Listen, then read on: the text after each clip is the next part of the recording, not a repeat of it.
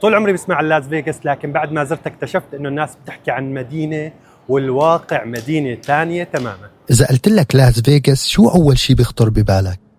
القمار، كازينوهات، السهر والأضواء اللي ما بتنطفى. أنا كنت مفكر هيك كمان، بس بعد ما زرتها اكتشفت إنها أكبر بكتير من الصورة اللي منشوفها. هاي المدينة بتستقبل أكثر من 40 مليون زائر كل سنة، ومع إنها موجودة بنص صحراء نيفادا قدرت تتحول لواحدة من أشهر الوجهات السياحية بالعالم. والغريب إنه النجاح ما إجا بالصدفة. ببداية القرن العشرين كانت لاس فيغاس مدينة صغيرة وفقيرة بالموارد، لهيك قررت ولاية نيفادا عام 1931 تقنن القمار حتى تجذب الزوار وترفع دخل المدينة، ومع مرور السنين تحولت للعاصمة العالمية للترفيه، واليوم بتلاقي فيها فنادق تعتبر من أكبر فنادق العالم، بعضها بضم آلاف الغرف تحت سقف واحد.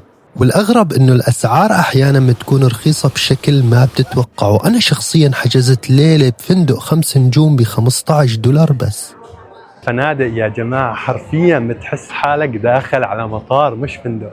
طبعاً هذا أكبر فندق بالعالم. لكن لا تنخدع بالسعر، لأن الهدف هو جذبك لتقضي وقتك داخل الكازينوهات والمطاعم والعروض، ومنهم بتحقق الفنادق الجزء الأكبر من أرباحها. ورغم أنه درجات الحرارة بالصيف بتوصل لأكثر من 45 درجة مئوية، إلا أنها بتستقبل ملايين الزوار كل عام، وعادي جدا لما تجيها ما تطلع من الفنادق، لأنها متصلة تقريبا مع بعضها ومع المولات الضخمة بالمدينة. ومن أبرز معالمها اليوم كرة سفير العملاقة اللي صارت واحدة من أشهر أيقونات المدينة بفضل شاشاتها الخارجية والعروض البصرية اللي بتخطف الأنظار.